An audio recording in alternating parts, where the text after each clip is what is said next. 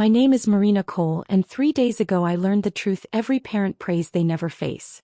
My son, the child I raised with love, fed with my own hands, protected for decades, led me and my husband to the edge of a 90-foot cliff with a smile on his face.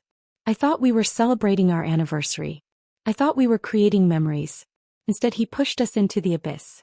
As my shattered body lay on the rocks and my husband whispered, "Marina, play dead," I realized this wasn't a moment of madness. It had been planned for years. And what happened next will forever change the way you look at your own family. Tell me where you're watching from. Your voice matters more than you think. And if this story grips your heart, please like, share, and follow so more people can uncover the truth behind family shadows. My name is Marina. I am 60 years old. And what I'm about to tell you will forever change the way you look at your own family, because it changed mine in the most violent, unexpected way. Until 3 days ago, I thought my little life in Redwood Springs, Colorado was peaceful, ordinary, predictable. A warm kitchen. A quiet porch. A husband who carved wood with the patience of a saint. Children who grew up safe and strong under our roof. I spent 4 decades in our small cedar-trimmed house on Horizon Lane. Mornings smelled like fresh brewed coffee and pine drifting through the kitchen windows. The sun lit up the valley slowly, warming the porch where my husband Luther and I sat every morning before he went to his workshop. I taught at Ponderosa Elementary for 30 years, and Luther ran his carpentry shop across from the feed store. His hands, rough but gentle, shaped headboards, tables, rocking chairs that people in town proudly passed down generations. We raised 2 boys.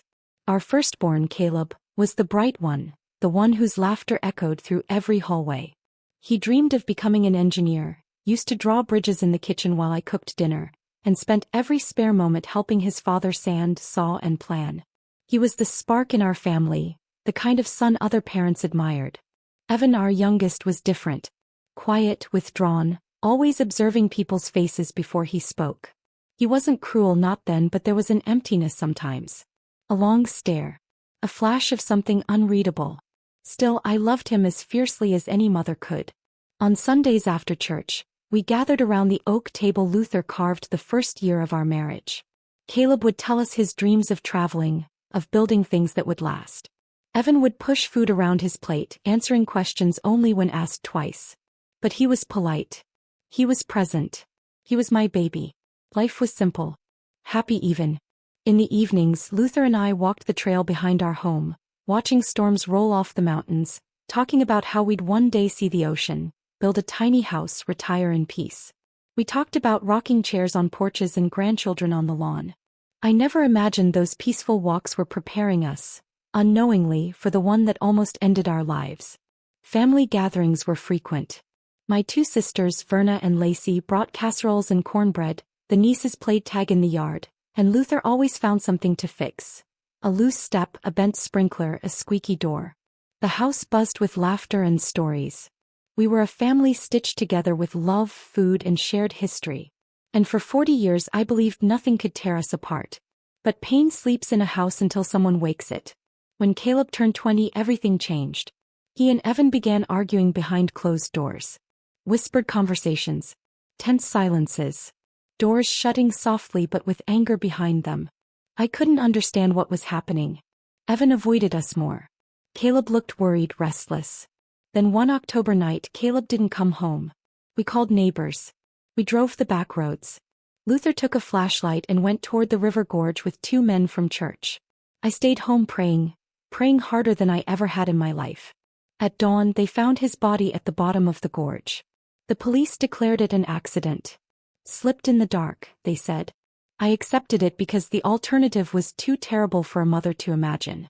Caleb's funeral broke something inside me. I clutched Luther's arm as they lowered the casket into the ground, feeling like someone had reached into my chest and stolen half my heart. Evan stood beside us, oddly calm. Too calm. He shed a tear during the prayer, but his face remained composed, almost distant. But grief changes people differently. I told myself he was processing it quietly. Over time, Evan seemed to soften. He helped with chores. He accompanied us on errands. He laughed again. And slowly I believed life had allowed us to stand again. Years passed. Evan married Jenna, a young woman from Boulder, charming and attentive. She called me Mom, helped me knead dough at Christmas, and hugged me in ways that made me believe she truly cared. Together they gave us 2 beautiful grandchildren, little bright-eyed things who ran barefoot in the backyard and filled our home with new life. For a while I thought we had been given a second chance. But now, lying broken at the bottom of a cliff with blood soaking my blouse, I understood everything had been a carefully sculpted performance. They had played the long game. They had smiled the right smiles. They had spoken the right words. They had built trust as deliberately as Luther built furniture. 6 months before our fall, Luther and I decided to update our will. We had nearly $200,000 saved, a combination of Luther's workshop earnings, my years teaching, and the land my parents left me. Evan suggested a lawyer. "Mom, Dad," he said gently, "you're 60 now. It's time to get everything in order." Jenna nodded sweetly beside him, squeezing my hand. "We love you both. We just want to protect you." I believed them. The lawyer, an older man named Barrett we had known for years, explained trust options. Evan insisted that he and Jenna should manage everything. "We'll take care of you," he said. "You'll need us someday." Something inside me hesitated. Not fear, instinct. But Luther, trusting as always, thought it was reasonable. We signed. That night as I chopped vegetables, a quiet unease pricked at me. A shadow behind the warmth. The visits increased after that. Not with affection, with purpose. They asked questions about our house's value, our land, our insurance policies. "You should sell this place," Jenna would say. "It's too big for you too." Evan's eyes would flick around the house like someone assessing assets, not memories. Then Evan asked for power of attorney, just in case. That was when the unease became terror. I talked to my sister Verna. She was sharp and direct. "Marina," she whispered over the phone, "this is wrong. Why would Evan want control of your finances? He has his own business." Her words woke something in me. The next time Evan visited, I asked him directly, "Why do you need control over our accounts?" The flicker in his eyes, cold, sharp, angry, was the first true thing he had ever shown me. "It's family responsibility," he said, voice too firm. Jenna chimed in sweetly. "We only want what's best for you." That night, Luther and I argued in our kitchen for the first time in years. He told me I was paranoid. I told him something was wrong. Then he broke. He sat down, ran his hands through his thinning hair, and said the words that shattered my world. "There are things about Caleb's death I never told you." I froze. "Luther, what do you mean?" He told me everything. The argument. The stolen money. Caleb confronting Evan with proof. Evan pushing him. Evan crying, begging. Luther choosing silence out of fear and love. 25 years of lies. And suddenly, every strange look from Evan, every controlled smile from Jenna, every question about our money, clicked into place. They weren't planning to take care of us. They were planning to finish what began 25 years ago. We didn't sleep that night. We held each other and made a plan. Because my son was coming for us. And this time he wasn't alone. The night after Luther confessed the truth about Caleb, sleep avoided us like a frightened animal. We lay in bed with our fingers intertwined, as if loosening our grip might invite death into the room sooner. Every sound outside, a passing car, a dog barking down the street, the whine of the wind, made my stomach clench. The world felt suddenly fragile, as though the house itself knew what was coming. For the first time in my life I was afraid of my own child. Afraid in a primal, bone-deep way only a mother can understand. Because the child she once carried is no longer someone she recognizes. The next morning, when the sun poured through the curtains in soft beams, I wanted to believe that the nightmare had only lived inside Luther's trembling voice. But the truth does not soften in daylight. It stands even taller. Luther made coffee, but neither of us drank more than a sip. His hands shook too much. Mine refused to hold the mug steady. Around 10 a.m. Evan called. "Mom? Dad?" Jenna and I were thinking, "And we want to do something special for your 40th anniversary. A hike. Just us, no kids. Fresh air. Beautiful views. You'll love it." His voice was light, cheerful, polished. But beneath it I heard the click of gears turning. Planning. Preparing. My blood went cold. I forced a voice that sounded like mine. "That's very thoughtful, Evan. Let us think about it." I hung up and looked at Luther. His face had gone pale, his eyes wide with the realization we both shared. "This is it," he whispered. "They're accelerating the plan." The rest of the day was spent preparing ourselves mentally for the unthinkable, the possibility that we would not survive the coming weekend. Luther wrote a letter addressed to my sister Verna and hid it under the documents in his desk. "If something happens to us," he said softly, "she'll know where to look." I wrote one too, but with shaking hands, because writing a letter meant admitting we might truly be gone. That night, while we lay side by side, Luther whispered, "If something happens to me, remember I loved you for every day of these 40 years. I buried my face in his chest, inhaling the pine-scented soap that had clung to him since the day we met. "Don't talk like that," I begged, though a part of me feared he was already reaching for goodbye. On Wednesday, Jenna showed up with bags of snacks and hiking supplies. She breezed into the kitchen with a wide smile, as though nothing in the world was wrong. She hugged me tightly, too tightly, the way someone hugs a person they don't expect to see again. "Marina, you're going to love this trail," she chirped. "I brought everything we need. Fruit, granola bars, cut sandwiches. Oh, and my camera. I want to take beautiful pictures of you and Luther. Something to frame. Something to remember us by. Something to show the world how happy we had been before the accident." My skin crawled. Evan followed her in, carrying a brand new hiking backpack. "I got safety gear," he announced. "Ropes, harnesses, flare gun, just in case."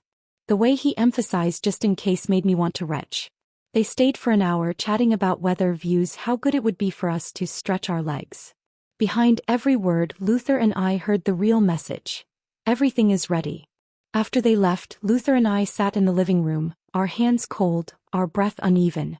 The house, once filled with warmth, now felt like a soon-to-be crime scene. "We have to go," Luther said finally. "I know," I whispered. "If we refuse, they'll find another way. Something we can't anticipate." He was right. A fire. A staged burglary. A car accident. Anyone capable of killing their own brother wouldn't hesitate to kill aging parents whose savings were their last lifeline. "So we go," I murmured, "but we don't go blind." We checked Luther's phone twice, making sure the recording function worked. We practiced what he would say quietly to test the sensitivity. Every breath would be captured. Every lie. Every confession. Every step on the trail. "We stay alive long enough," he said, "and the truth will speak even if we can't." Friday morning arrived like a cruel joke. Bright blue skies, sun warming the valley, birds chirping in fresh spring air. It was the kind of day that invites families outdoors to make memories. Except our memories were about to be soaked in blood. Evan and Jenna arrived early, cheerful as ever. They looked like the perfect son and daughter-in-law, the kind the neighbors adored. Our neighbors waved as we left the driveway, completely unaware that inside that car were two predators and two prey. Jenna put on cheerful music, songs about love, sunshine, beginnings. I stared out the window at the pine-covered hills, wondering if I'd see them again. Evan drove smoothly, tapping the steering wheel as though he were leading us to a surprise party. When we reached the trailhead, the parking area was nearly empty. Only one other car sat under the shade of a tall aspen. A perfect day for privacy. A perfect day for murder. "We're so excited," Jenna exclaimed, bouncing as she put on her backpack. Luther squeezed my hand discreetly. The recording was already running. The first part of the trail was easy, shaded paths, birdsong, the occasional rustle of leaves. Jenna walked ahead, taking pictures of flowers, pretending to admire the scenery. Evan stayed behind us, keeping close enough that I could feel his stare between my shoulder blades. Every time I slowed down, he said, "You okay, Mom? Need help?" in a voice that dripped with false concern. I nodded and kept walking. After an hour, the trail steepened. My legs began to ache. Luther's breathing grew heavier. We were not hikers. Evan knew that. Jenna knew that. They had chosen this trail because it would weaken us. Jenna stopped suddenly and pointed to a rocky ridge above us. "Oh look. That cliff has an amazing view. We should climb up there for pictures." My blood froze. The ridge was high, dangerously steep, scattered with loose rocks. One wrong step and gravity would take over. Evan brightened. "Great idea." That was the moment. The place they had chosen. The stage for our deaths. "I don't know," I said weakly. "Why me?" "Mom," Evan interrupted, smiling tightly, "it's safe. We'll help you." It wasn't a suggestion. It was a command. We followed them up the narrow path. Each step felt like walking toward an execution. Luther stumbled once and Evan grabbed his arm, and for a moment I thought he'd push him right then. Jenna laughed lightly. Be careful. We don't want any accidents. The word accidents sent a chill down my spine. Finally we reached the top. The view was breathtaking. Mountains stretching to the horizon, the river cutting through the valley, the sun casting gold across the ridgeline. Go stand there, Jenna said, pointing to the edge. I want a perfect shot. The edge. Luther and I exchanged a small, knowing glance. The recording caught every heartbeat. We stepped back. Evan stepped forward. Jenna lifted her camera. Smile, she said. But her eyes were dead. Evan moved behind us, slowly, calculating distance, angle, timing. I knew what was coming. He lunged. Luther grabbed his wrist at the same time. If we go, he yelled, voice breaking, you go with us. Jenna screamed. All four of us lurched. For a split second I felt weightlessness, the horrifying moment when your body no longer belongs to you. Then we fell. A tangled, screaming mess. Air whipping past. Rocks rushing up. Death waiting eagerly. The impact shattered everything, bone, breath, sense. The world went red, then black, then painfully alive again. I gasped, choking, tasting blood, unable to move. Luther lay beside me, barely conscious, and whispered in a voice that ripped my heart apart. Marina, don't move. Play dead. I forced myself still. Every instinct begged me to scream, to cry, to reach for him. But I stayed motionless. Because our survival depended on one thing. Letting our son believe he had already killed us. For several seconds, all I could hear was my own heartbeat pounding erratically in my ears. Each thump felt like it might rip through my ribs, like my body wasn't sure whether to keep me alive or let go.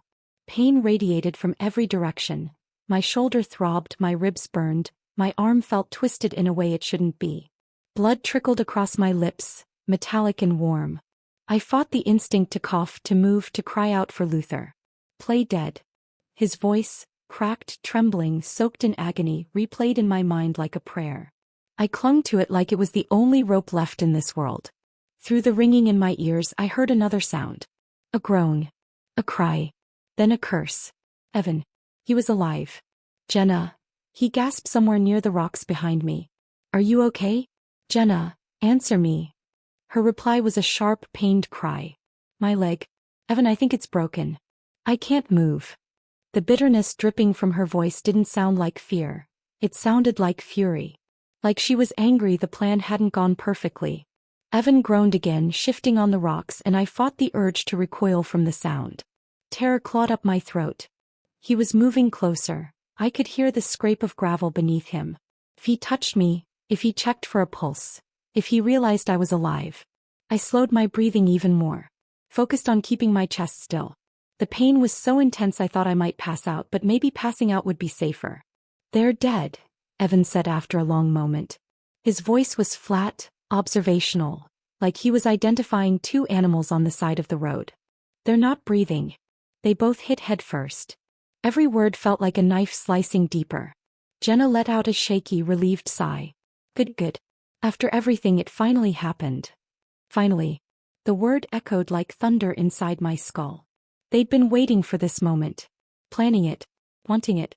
Well, Jenna continued, her voice dripping with venom, except for the part where we fell too. Damn it, Evan. You said the rocks were stable. Just shut up, he snapped. We'll crawl until we get a signal. We need to call for help before we pass out. Then he lowered his voice to a chilling whisper. Remember the story. My pulse thrashed wildly. This was it, the rehearsed script. Jenna recited it like a student reviewing lines before a performance. We were taking pictures. Dad slipped first, he grabbed Marina. We tried to help. We fell too. It was all an accident. Evan cut in. Don't forget the important part. We tried to save them. We're devastated. We loved them. Jenna scoffed. Loved them, she muttered. Sure. Whatever. My stomach twisted with sickness. The woman I had welcomed into my home, fed at my table, hugged with warmth. She had never loved me at all. I had been a bank account with a pulse. And they thought they had finally collected. They began crawling. I could hear their bodies scraping against the dirt and gravel, moving just far enough to put distance between us. Their voices grew fainter, swallowed slowly by the vastness of the gorge walls. When the silence settled again, Luther whispered my name with the weakest breath. Marina? I shifted my lips just barely. I'm here. He let out a painful groan of relief. My leg broken. Ribs. You. My arm, my shoulder. I think. Nothing fatal. It hurt to talk, each word scraping what felt like torn muscles, but I needed him to know I was alive. Evan. Alive, he whispered. But hurt. Thank God. Took me a moment to understand. He wasn't thanking God for Evan's life. He was thanking God for the delay. If Evan had walked away unharmed, he would have climbed out faster, gotten help sooner, and been there when the rescue team arrived. He would have been right beside our stretchers, listening for any sign of breath, any twitch of a finger. But his injuries slowed him. Gave us a window. Hence, our first real one. We have to stay still, Luther murmured. If he sees us alive before we talk to the police. I knew. He would finish us with his bare hands if he had to. The hours crawled by slowly, each minute stretching my nerves thinner. The sun shifted. A chill crept through my body. My eyes stung, but I didn't close them. Closing felt like letting go. Luther drifted in and out of consciousness, making me fear I would lose him long before the rescue arrived. Luther, I whispered once, so faintly the wind nearly swallowed it. Stay awake. Please. He groaned but didn't respond. I lay there helpless, broken, listening to time pass like sand through a cracked hourglass. Finally, sometime in the late afternoon, distant voices echoed faintly across the gorge. Evan's voice. Here. Over here. Please someone, help us.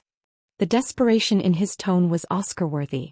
Feet pounded against dirt. Equipment clattered. A helicopter's rotors thundered like giant wings overhead. The rescue team had arrived. I felt my heart pick up speed. Every breath felt sharper, more dangerous. The moment we had planned for, the moment everything hinged on, was here. I kept my eyes half open, unfocused, letting my pupils fix on nothing. A paramedic slid down the rope, moving quickly over the rocks. His boots landed beside me with a thud. Female, approximately 60. Massive trauma. Checking pulse. I fought every instinct screaming at me to breathe faster, to panic, to cry out. His fingers touched my neck. A moment of silence. Faint pulse, he called out, but present. A wave of relief washed through me so intensely I almost sobbed. Another rescuer knelt beside Luther. This one's alive but critical. Above us, Evan's voice burst out in a performance better than any professional actor. What? They're alive? Oh my God. I can't believe I thought they were. Jenna cried loudly. We didn't know. We thought they were gone. We tried to help them. Every syllable burned. The rescuers didn't know they were listening to the villains. But soon the world would know. The rest of the rescue was a blur. Hands lifting me, strapping me onto a board, securing my neck, covering me with blankets. The climb up the rocks was agonizing. I kept my face slack, my breaths shallow, even with agony tearing through me. At the top, voices swarmed around us. Paramedics, rescuers, officers. One paramedic leaned close, speaking quietly. Ma'am, if you can hear me, you're safe now. No, I thought weakly. Not yet. Not until Evan is in handcuffs. Jenna's sobs filled the air. I could hear her somewhere to my right. She was crying into an officer's chest. It was supposed to be a perfect day, she wailed. We were just hiking as a family. Lies woven like silk. Evan talked to another rescuer, stumbling over his words like a traumatized son. My dad, he slipped. I tried to grab him, but he pulled Mom with him. And then Jenna and I. I wanted to scream, to stand up, to tear the masks off their faces. But instead I was lifted into the medical helicopter. Luther was placed beside me. His face was pale, eyes half closed.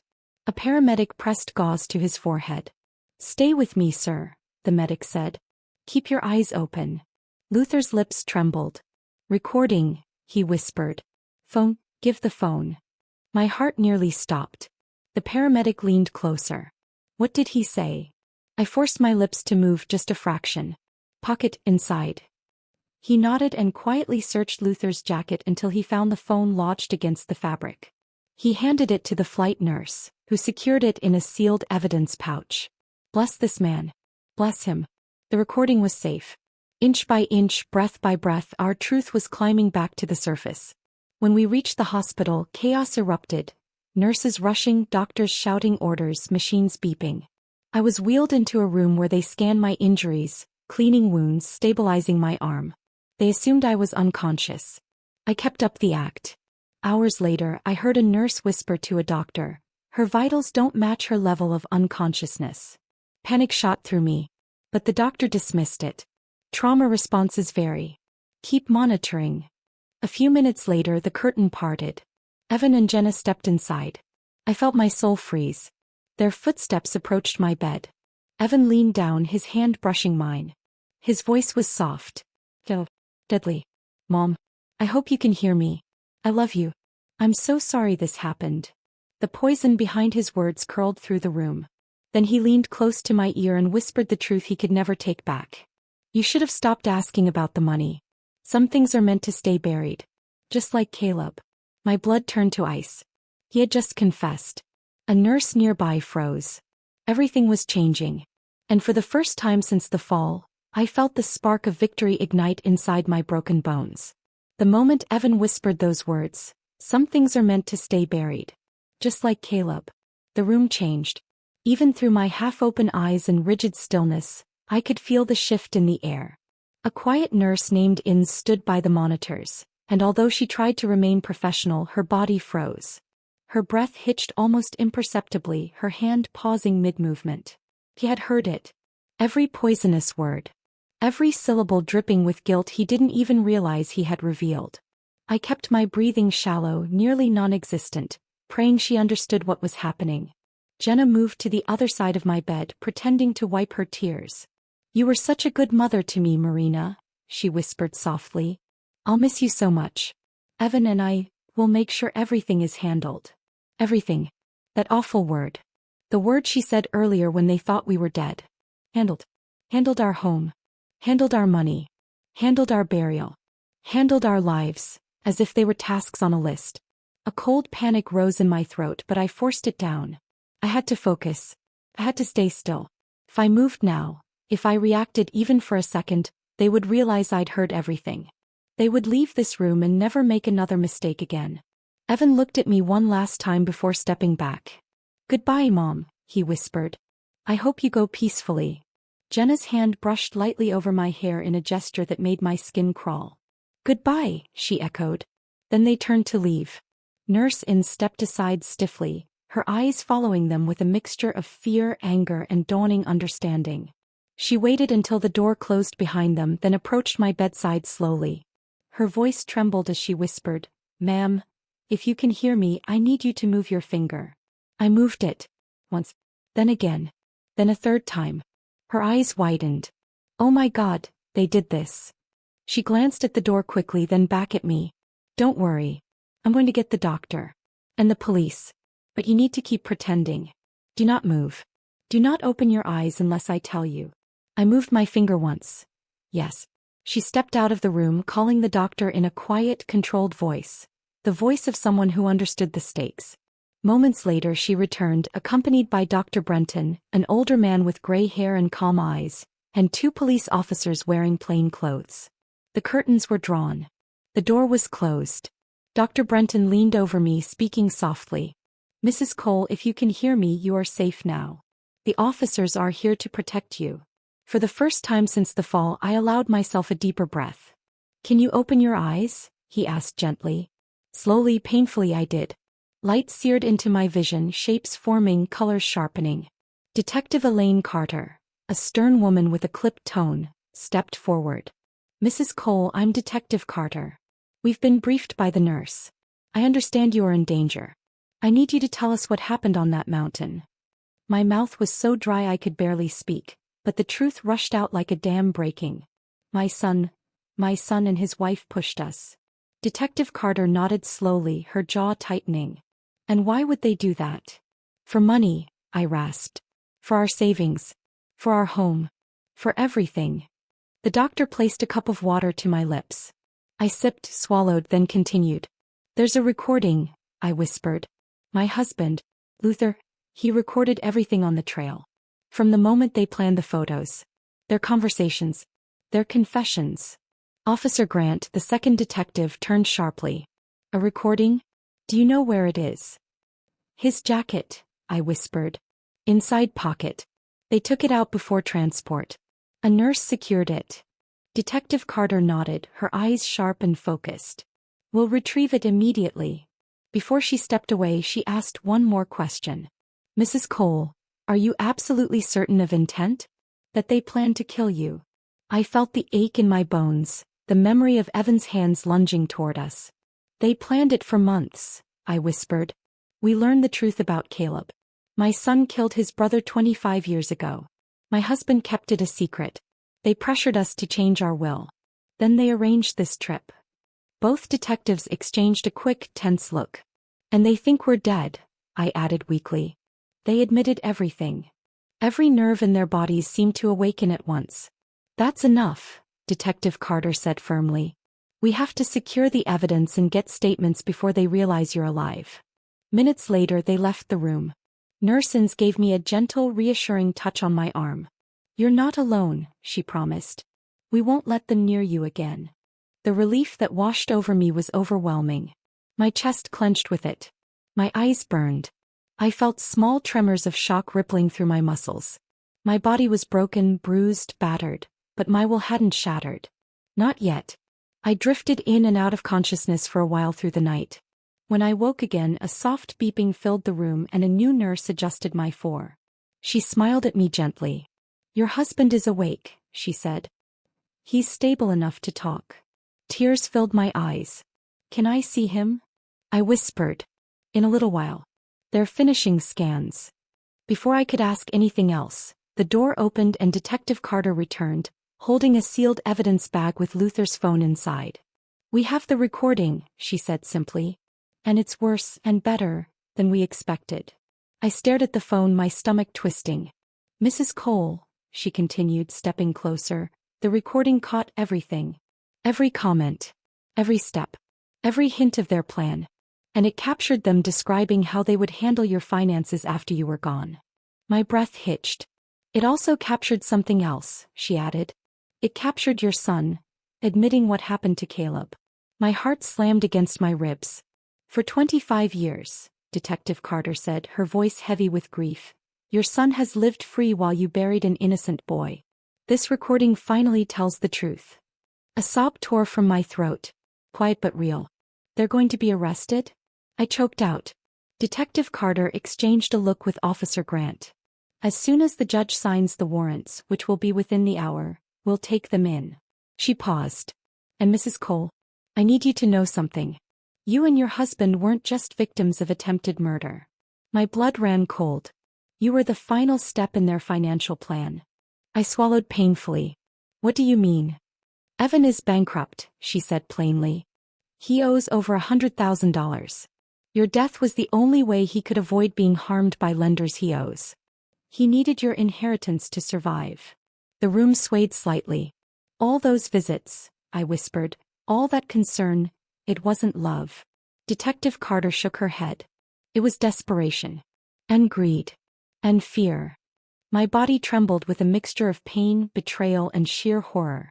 My son. My baby. My child. He needed me dead.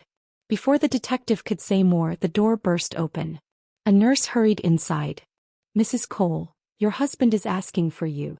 A surge of strength, unexpected but necessary, moved through me. Take me to him, I murmured. They wheeled my bed into Luther's room. He lay there, pale but awake, eyes searching for me. When he saw me, his face softened with relief. Marina, he whispered. I reached for his hand with my uninjured arm. Our fingers intertwined, shaky and weak but anchored in 40 years of love. I told them everything, I murmured. He nodded. Good. Luther, they have the recording. A tear slid down his cheek, the first I'd seen since Caleb's funeral. It's over, he whispered. Marina, it's finally over. But he was wrong. It wasn't over. Not yet. Because Evan and Jenna still believed they were innocent survivors in a tragic accident. And they had no idea that the truth, their truth, was already rising like a storm above their heads. Way up in the hospital lobby, the officers were gathering. Warrants were being signed. Handcuffs were being prepared. And soon, very soon, my son would hear the words he never expected.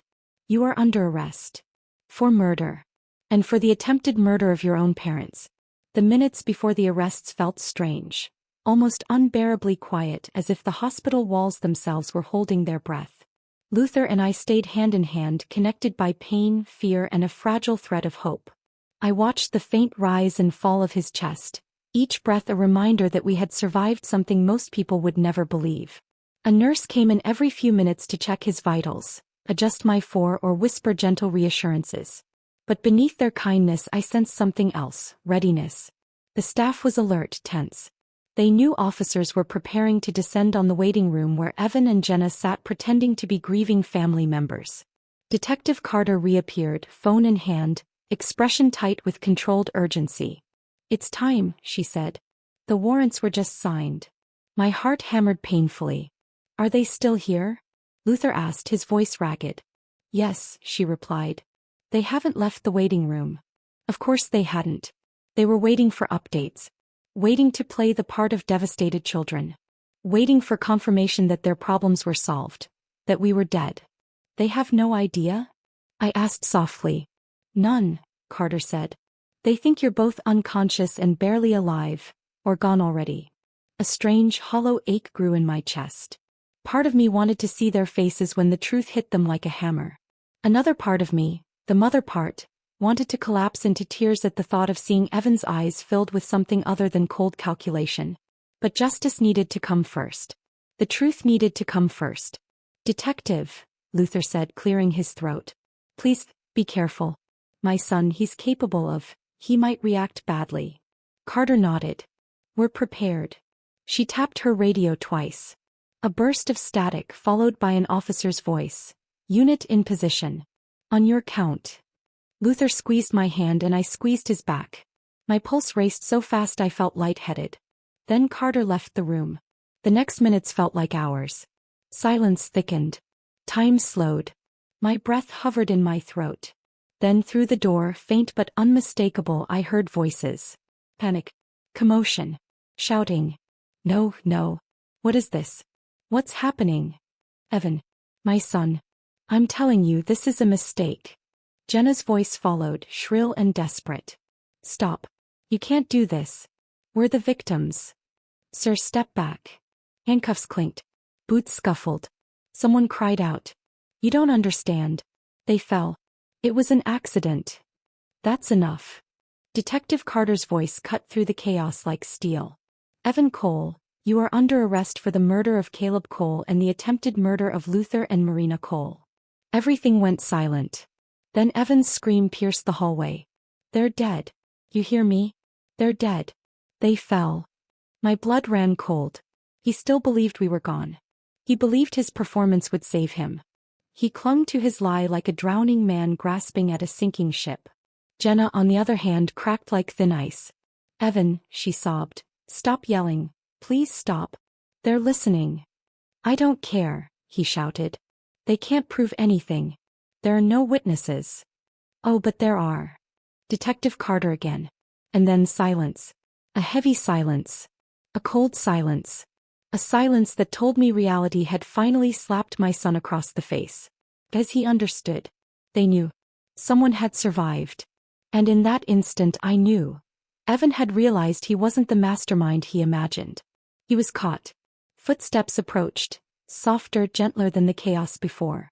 Detective Carter reappeared in our doorway, calm but clearly affected. They're in custody, she said. A breath escaped me, shaky and broken. What did he do? How did he react? Carter hesitated. He refused to believe you were alive. He kept insisting you were dead. Luther exhaled a deep, painful sound, something between heartbreak and relief. And Jenna? I asked. A flicker of disgust crossed Carter's face. She tried to blame everything on him even before the handcuffs clicked. I shook my head slowly. Of course she did. Carter approached us, lowering her voice. They're being transported to the station now. We'll need full formal statements from both of you once the doctors clear it. Her voice softened. Mrs. Cole. Mr. Cole, you're safe. I didn't know whether to cry or collapse. I just nodded. After she left, the room fell quiet again. The tension drained from my body like water from a cracked cup, leaving me exhausted and trembling. "They're gone," Luther murmured.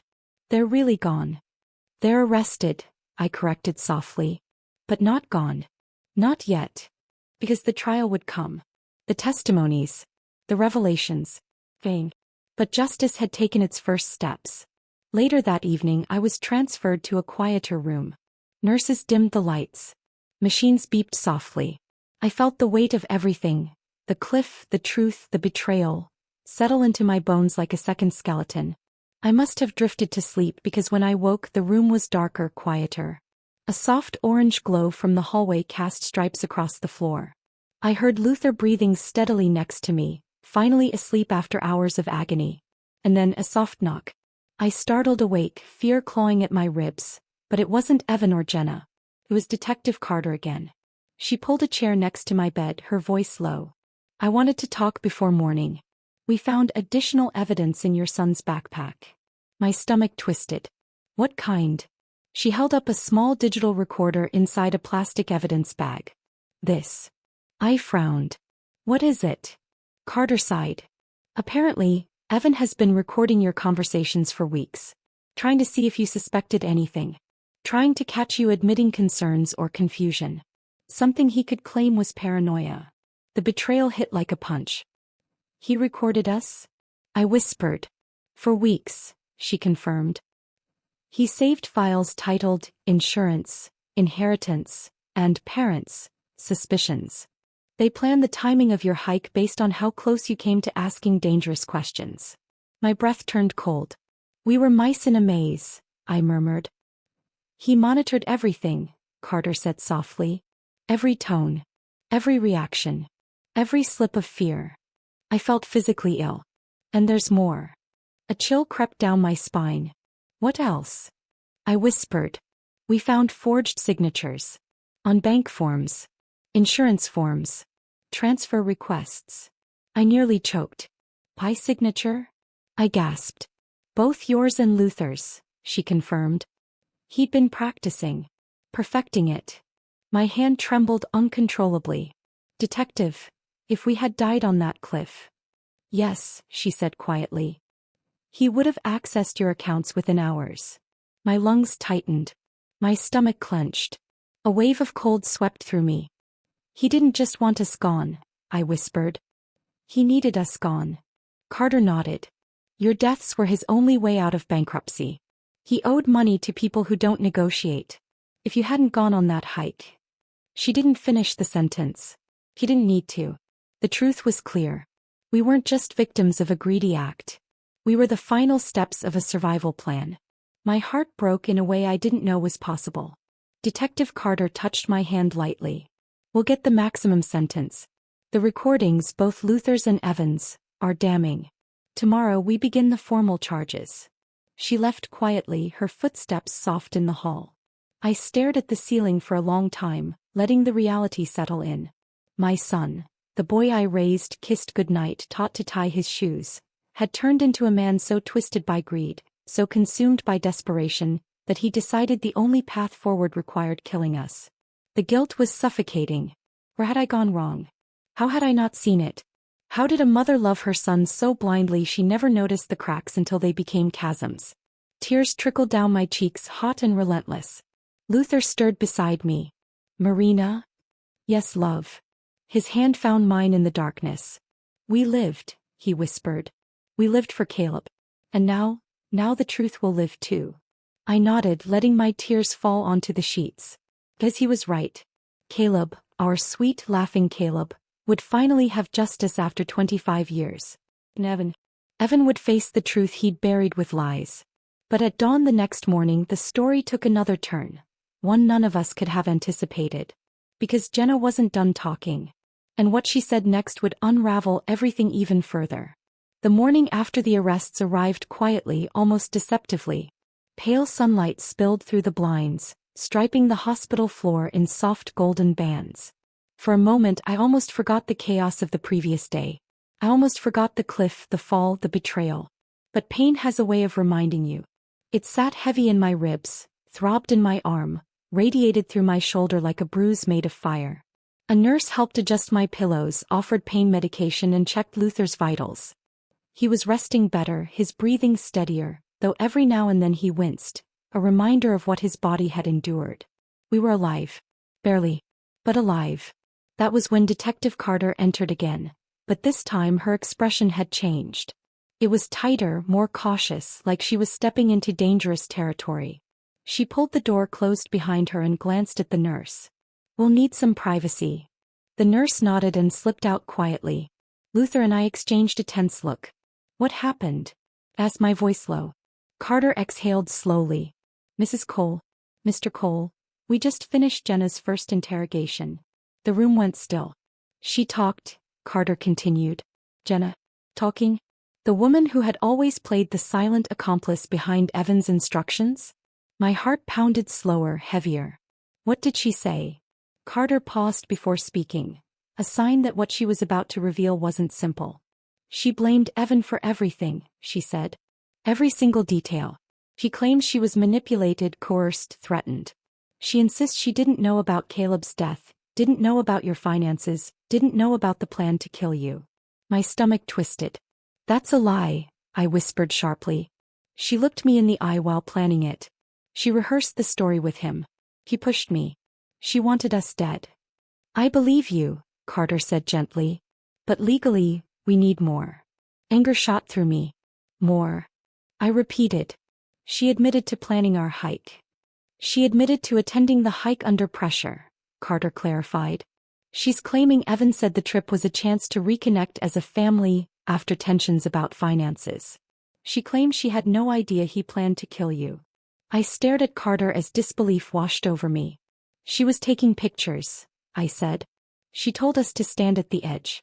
She said the flowers would make the perfect background. She saw Evan move toward us." "I know," Carter said softly. "But she's saying she thought it was all innocent until you fell." My hands clenched. "Detective." She laughed when she thought we were dead. Carter nodded. But the recording didn't catch her laughing. It only picked up Evan's voice clearly. Her voice is faint. Hard to distinguish. I felt sick. Jenna was slipping through cracks. "She's scared," Carter said. "Very scared. And scared people talk." I frowned. "About what?" Carter leaned forward. "During interrogation, Jenna revealed something Evan never told you. Something even you didn't know." A cold chill ran down my spine. "What?" Luther asked, his voice gravelly. Carter's expression hardened. "Jenna claims Evan had help covering up Caleb's death 25 years ago." My breath stopped midair. "What do you mean?" I whispered. "She said Evan wasn't alone that night," Carter explained.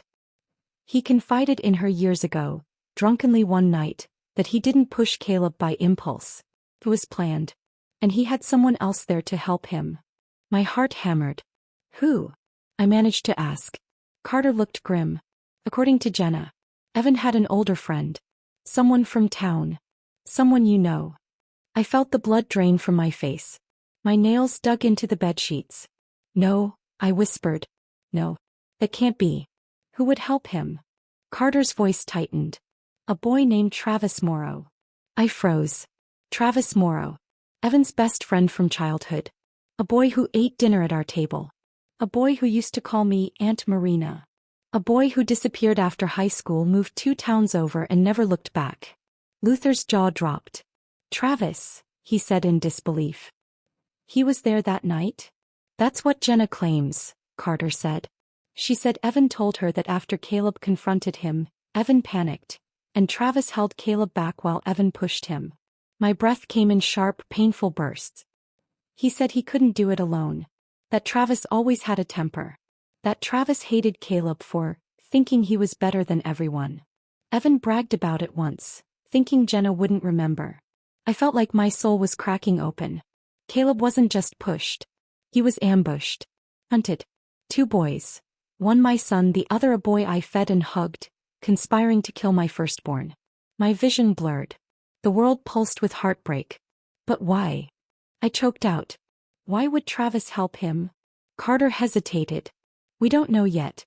But Jenna said something else. I braced myself. She said Evan told her Travis was blackmailing him for years afterward. My lungs collapsed. Blackmail? I whispered. Yes, Carter said. He demanded money. Threatened to tell the police the truth if Evan didn't pay.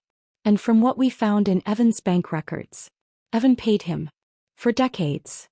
The world tilted. The missing money, Luther said suddenly. All the small amounts, all the unexplained withdrawals. Yes, Carter confirmed. Most of it wasn't lost through bad business. It was going to Travis. Hush money. I felt nauseous. Caleb died because of jealousy. And Evan had allowed another monster to profit from it for 25 years. He told Jenna he hated paying, Carter added. He said Travis destroyed his life. Said he wished Travis had fallen off the cliff with Caleb. I couldn't breathe. He wasn't talking about Caleb's accident, I whispered. He was talking about the murder. Carter nodded gravely. And now, she said softly, we need to find Travis before he disappears. I wiped tears from my cheeks. Do you believe Jenna? Carter hesitated. Some of it, yes. But Jenna is also protecting herself. She's telling us everything that makes Evan look worse, so she looks better. I clenched my jaw. She's manipulating you. She's trying, Carter admitted. But we're trained for this. We'll verify everything. Luther spoke next, softly but firmly. Detective, no matter what Jenna says, she was part of it. He pushed us. He planned the day. He took the photos. Don't let her slip out of this. Carter nodded. We won't. But her eyes told me something else. Something I didn't want to accept. Jenna might be punished. But Evan would face the full weight. And Travis, if they found him, would join him. After Carter left, a heavy silence filled the room. The truth was heavier than it had been the day before. Every revelation dug sharper into my ribs. Luther stared at the ceiling. Marina. Caleb didn't just fall. No, I whispered brokenly. He was killed. And Evan let us bury him thinking it was an accident. He let us mourn a lie. Luther wiped his eyes with a shaky hand. I should have told you everything 25 years ago. I failed Caleb. I failed you. No, I said firmly, squeezing his hand. The only person who failed us is the son who hid behind your silence. We sat like that for a long time. 2 parents. 2 survivors. 2 grieving hearts learning new layers of horror with every passing hour. Later in the afternoon, another officer came to update us. He said they had a team searching for Travis Morrow. That they were reviewing old case files. That the truth was unraveling faster than they ever expected. But when he left, Luther said something that shook me. Marina, there's something you should know. I turned to him slowly. What is it? He swallowed hard. His eyes shimmered, not with pain but guilt. Travis came to me years ago, he whispered. Before I ever suspected he was involved. He asked me for money. Told me it was for something personal. My heart stopped. Luther, I breathed. Did he threaten you? No, he whispered. But he wasn't the same boy we knew. He was angry. Bitter. I didn't realize. I didn't know. My voice trembled. And you gave him money? He closed his eyes. Yes. I felt my throat close. Oh, Luther, I whispered, tears spilling down my cheeks. We were feeding the wolf. He shook his head, devastated. I thought I was helping a boy who had fallen on hard times. I had no idea he was tied to Caleb's death. The betrayal deepened like a crack in glass, spreading farther than the eye can see. Before I could ask anything else, Detective Carter returned. This time with a different expression. An expression carved from steel and urgency. We found him, she said. My breath caught. Travis. I whispered. She nodded. He was trying to leave town. My pulse accelerated. He's being brought in right now, she said. And he's already started talking. Luther's voice broke. About Caleb? Yes, Carter said. About everything. I felt my heart shatter piece by piece because I knew the truth we thought we wanted was about to hurt worse than anything we imagined. Hours passed before we saw Detective Carter again, but when she finally entered the room, the air shifted. Her posture was rigid, her jaw tight, her eyes filled with something dark. Not just determination but a kind of sorrow. This wasn't ordinary police work anymore. She was carrying something heavy. something that had shaken even her. Luther squeezed my hand, sensing the tension immediately. Detective, what did Travis say? She pulled the chair closer, sat down, and folded her hands carefully as if steadying herself before speaking. Travis is cooperating, she began slowly. He confessed. My breath trembled in my chest. To helping Evan kill Caleb? Carter shook her head slightly. No. Not helping. My stomach dropped. Then, what? Her voice lowered, each word deliberate, like she was trying to soften a blow that couldn't be softened. Travis said Evan didn't push Caleb. I felt the world tilt. What? Luther rasped. Carter took a breath, her eyes meeting mine with a gentleness that frightened me more than anger ever could. Travis said he pushed Caleb. The room went silent. A suffocating, unbearable silence. No, I whispered. That can't be. No. Evan. Evan was there, Carter continued. But according to Travis, Evan froze. Caleb confronted Evan about the stolen money. Evan denied it at first. They argued. But Travis said the argument escalated because he, not Evan, had been taking money behind your backs too. My nails dug into the bedsheets. What are you saying? I asked, barely able to form the words. Caleb found out both of them were stealing, Carter said quietly. And he intended to tell you. My vision blurred. My heart pounded painfully. Travis says Evan panicked but didn't act. Caleb called him a coward. They shouted. Then Caleb turned his back to walk away and said he was going home to tell you the truth. She paused.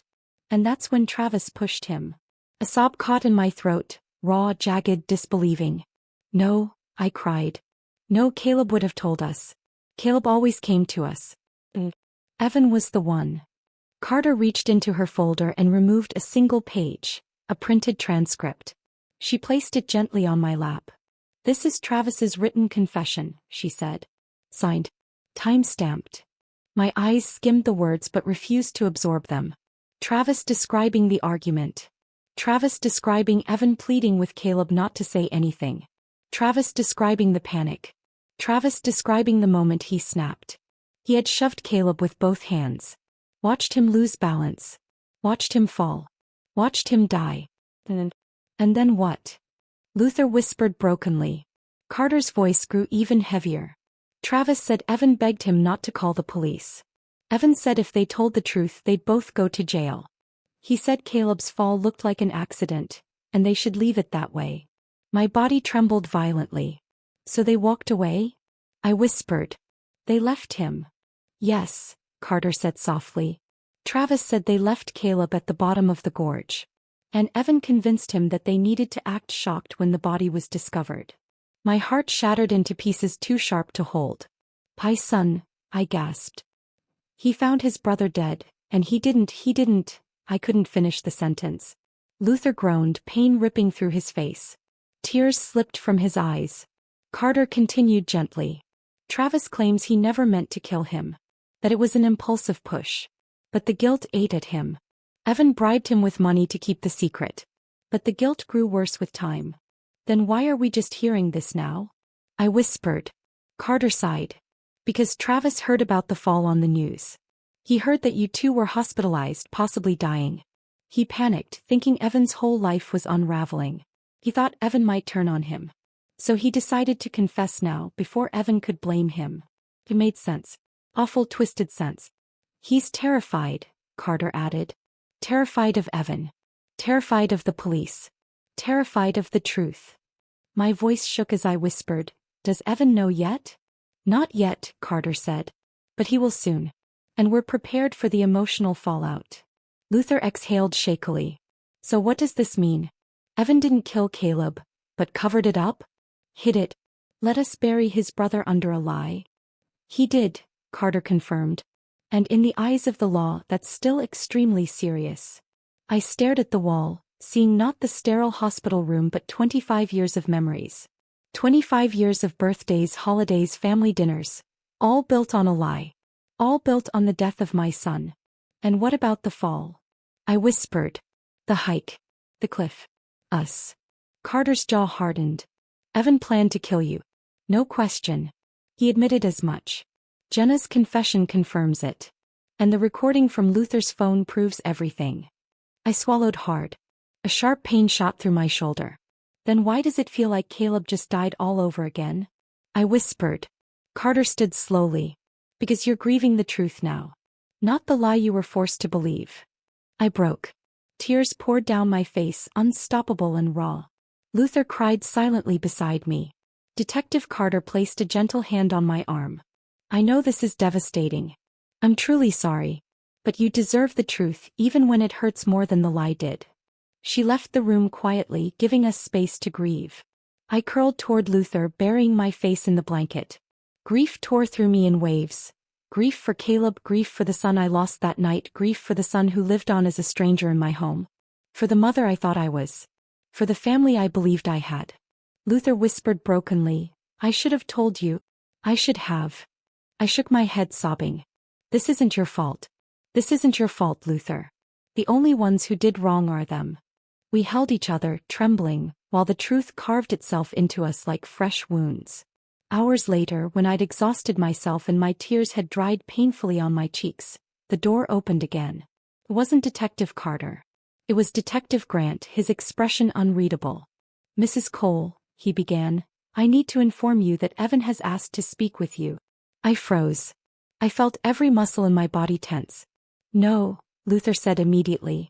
Absolutely not. Grant held up a reassuring hand. You are in full control. You can say no. But he is asking. He's emotional. Emotional. I hissed. He tried to kill us. Grant's tone remained steady. And now he knows Travis confessed. He knows everything is unraveling. He's desperate. What does he want? I whispered. To see you, Grant said. But we won't allow physical contact. You'll be separated by glass. Monitored. Protected. My breath shook. A part of me, a broken, wounded part, wanted to see him. To ask him why. To understand how my son became a man capable of murder. Another part, the part still lying on the rocks, broken, pretending to be dead, wanted to hide forever. Grant waited patiently. Do you want to see him? He repeated quietly. Silence stretched thinly around us. Luther squeezed my hand. You don't owe him anything, he whispered. Not after what he's done. But I looked at the wall, white, sterile, empty, and I saw Caleb. I saw my baby boy with bright eyes and a messy grin. I saw him teasing his younger brother, pulling him into hugs, showing him how to carve wood. And then I saw him falling into darkness, alone. And I realized something chilling. If I didn't face Evan now, I might never be able to carry the weight of this truth. So I swallowed hard, wiping the last of my tears. I'll see him, I whispered. Grant nodded solemnly. I'll prepare the room. Moments later, the door closed behind him. And I knew the next conversation would be the most painful of my life. Because I was about to face the son I thought I knew. The son who let his brother die. The son who tried to kill me. And I didn't know which version of him would be waiting on the other side of that glass. Detective Grant returned 20 minutes later, his face solemn, his movements controlled. He wheeled my bed slowly down the hallway, past softly glowing exit signs and closed patient rooms, toward an area of the hospital that felt colder, quieter, heavier. Luther remained behind for his own safety, and because he wasn't ready to see Evan. I could barely blame him. But I needed to go. Needed to face the last piece of this twisted puzzle. Grant pushed the door open to a dimly lit room divided by thick bullet-resistant glass. On my side was a single hospital bed, a medical monitor beeping steadily beside me. On the other side, a bolted metal chair sat empty. He's coming, Grant said. You don't have to talk. Just seeing him is enough if that's all you can handle. I nodded, though my insides felt like a nest of nerves sparking wildly. The door on the far side opened, and Evan entered. For a moment I didn't recognize him. His hair was messy, his face swollen from crying or shouting. I wasn't sure which. His wrists were cuffed. His clothes wrinkled. But it was his eyes that hurt the most. Confusion. Rage. Fear. Panic. And beneath it all, something broken. He sat down slowly, staring at me like I was a ghost. Mom. The word cracked in his throat. My breath hitched painfully. He leaned forward, eyes wide, shaking his head. You're alive. You're alive. They said you were alive, but I didn't believe them. His voice dropped lower. I saw you fall. I saw you lying there. I saw. He shut his eyes tightly, swallowing hard. I forced myself to speak. Evan. His eyes flew open. Why? I whispered. My voice shook, but I kept going. Why did you want us dead? He stared at me as if the question had knocked the breath out of him. Mom, you don't understand. No, I cut in, my voice stronger, fueled by months of fear, decades of confusion. I want the truth. Not excuses. Not lies. Why did my son take me to a mountain to kill me? His breath trembled. He looked down, fingers clenching tightly together. I didn't want to kill you, he whispered. A stabbing pain shot through me. Evan, I said, tears burning in my eyes, you pushed us. No, no, he cried. No, I didn't mean to. Listen. Please. Please. He leaned forward frantically, his cuffed hands trembling. I wasn't going to push you. I was just going to scare you. I stared at him, stunned. Scare us? Yes, he said desperately. I wanted Dad to slip. To fall. So I could grab him. Save him. Make you trust me. I wasn't going to kill you. Guess it just went wrong. Everything went wrong. My heart clamped painfully in my chest. You wanted to scare us, I repeated hollowly, by taking us to a 90-foot cliff? He ran a hand through his hair, sobbing. I lost control. I lost everything. I was drowning, Mom. I owed money. I owed so much money. I didn't know what to do. I needed help. I needed you to trust me again. I stared at him in agonized disbelief. So you wanted us to break bones, I whispered, just enough to need you? He nodded desperately. Yes.